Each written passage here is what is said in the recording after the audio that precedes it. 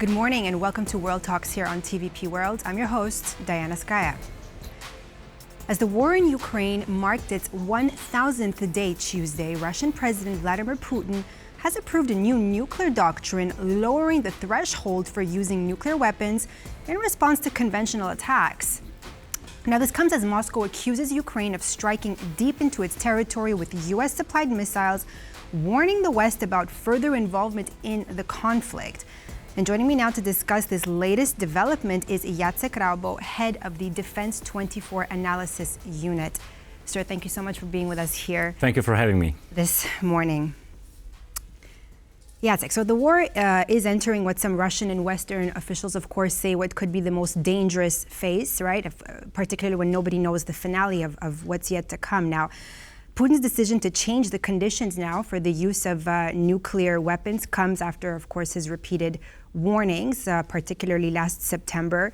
Now, what is this signaling for Russia and the West, and what are the key changes in his nuclear doctrine? Why is it going to hold significant implications geopolitically? Truly, I think this decision coming from Kremlin is a kind of a reactive formula. Why? Because they are playing with this card of nuclear threats from the beginning of war toward the West. This is something very common for the Russian approach. But right now they are very reactive. Why? Because they have no other answers for instance, use of some precision strikes against their targets by Ukrainian armed forces. So they try to put a pressure on us. It's a kind of a psychological operation. We understand this. There is no such a loud reflex from the various capitals around the West. And this is a visible sign that this doctrine and this discussion is another move to build a kind of psychological pressure on societies, mostly on media, but not on the practical side of action from the Western states. So you're saying that the West shouldn't feel threatened by Russia's move? I suppose there is other things we need to focus more right now. Such as? For instance, Russian intelligence activity against our targets, against our critical infrastructure, some actions dedicated to destabilization of our media sphere or public debate, and also maybe when we talk about the WMD, weapon of mass destruction, I think we need to focus more on chemical weapons. Russian armed forces are using this against the Ukrainian targets, and this is the visible sign that this weaponry is much more dangerous than nuclear weapons when we have a loud, very loud narrative that we will use this, we will change our doctrine, we might destroy a city, this or that next day. So I think this is the part, of course, of the long-term psychological pressure on us, but it is not the direct threat against our security right now, right here. We need to focus more on something which is not so emphasized by Putin and other Kremlin government members. But let's just go for a moment to what Putin has said, and I just want to take you through a quote of what his spokesman, Dmitry Peskov, also commented. Of course, he said that this is inevitable as a retaliation and that the Russian Federation reserves the right to use nuclear weapons in case of aggression to not only Russia, but also the Republic of Belarus. Now, what risks would this pose, though, say this were to do for the countries that border Russia and Ukraine? I mean, I understand you say that the West shouldn't take it as a threat, but again, the West is a little, if we say United States of America is a bit far, we're really bordering. So what kind of worst case scenario would we have to look at? I think every scenario is on the table right now. We need to accept that we are living in very dangerous time. So this is important right now to strengthen our defense and deterrence capabilities. Defense is, of course, preparedness for everything, from non-conventional forms of aggression against us and our targets to conventional war. And conventional warfare, we need to be ready for that. On the other hand, we need to have the capabilities to deter Russia. And with this aspect, and what is that going to take? I think we need to prepare, for instance, some even nuclear deterrence and I'm a very big supporter of building capabilities and capacities inside our members of NATO with nuclear weapons. I hope United States will continue modernization of the strategic forces, but also this is the role of France, this is the role of United Kingdom in the larger context. On the other hand, we need to, of course, prepare our debate about WMD. Why it's so important? This is something which is not well described in our discussion, but we need to have capabilities to talk about WMD. Why? Education is the best deterrence. So what is being done? If you can just go delve a little bit deeper. First of all, we need to talk directly with our societies about threats, about Russian moves in this issue. On the other hand, we need to prepare, for instance, civil defense and other formats to support armed forces in the context of potential threat coming from WMDA.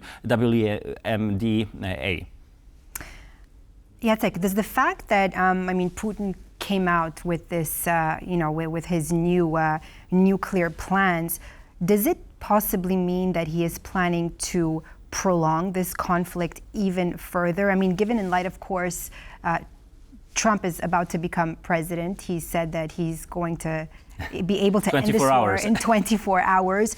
So, but and then you have Putin making this announcement. How does that kind of balance out? I suppose Russia and also China will test a new administration. When you think about this transition from the Biden to Trump administration in next January. So I think we need to be ready for different tests with nuclear weapons issue, but also with other actions. But I think this is the very reactive format of action coming from Russia right now. Because nuclear card is the last card you can use. There is nothing more than nuclear weapon. This is the last part of your weaponry. So I think they are reactive. They try to be active, but they are reactive in their actions. And you just mentioned China here. What message do you think that Putin, by doing that, sent to countries like China, North Korea? Truly, I made a hypothesis a year ago that Russia is right now becoming more North Korean standard than before, because when you have a large amount of warheads, you are able to talk with everyone as a power, as maybe not a superpower, but as a global power. But when you are very loud and you're shouting that you might use this, you are going to the position like Pyongyang, when you'd like to put a pressure on your neighbors and everybody with nuclear weapons. So I'm really afraid that Russia will be much more ideological defined, and nuclear weapons in this type of scenario is not only the toll of powers when we have a lessons learned coming from Cold War, but this is the toll of destabilization, and that might be the biggest problem for us, because with nuclear weapons we are able to use some of our tools coming from the past. But with nuclear weapons in hands like Kim Jong-il, Kim Jong-un, and right now Vladimir Putin, we need to get more in our analytical ground to understand the future goals and aims coming from the governments. You just exactly mentioned, of course, the Cold War. Now, Russian diplomats, of course, have said that this crisis is comparable to the 1962 Cuban Missile Crisis. What parallels can be drawn between that and what's happening right now at this stage? It's great that you're underlining this aspect, because it is very important to understand in Europe that this is a kind of a key to the mind of Americans, because for them, Cuban crisis and Cold War issues are really important in their lectures, during their academia time. So they are trying to use use different standards of narratives toward American society. And I think this is not the practical side. This is the typical psychological operation inside the information domain. And I think they are trying to get these aspects from Cold War to emphasize this pressure on the society which is divided right now. And we know that inside both sides of American political scene, we can observe some opposition against support of Ukraine, and people who are afraid, really afraid about the Third World War, and that's why they are using this. Very interesting how you pointed that out. It's the war of narratives that has been... Nuclear weapon is a part of that, truly. Jacek, let me ask you this. How might this doctrine impact ongoing peace negotiations? Is that even possible? I mean, is ceasefire even possible? What's it going to take to bring Putin to a peaceful round of negotiations around a table? It might be a very controversial what I would like to say, but I think we need to use standards coming from the Middle East. Why? Because Middle East is the region where we have a very different formats with diplomatic discussions, with military operations, and combined us with, for instance, intelligence communication between the different intelligence agencies.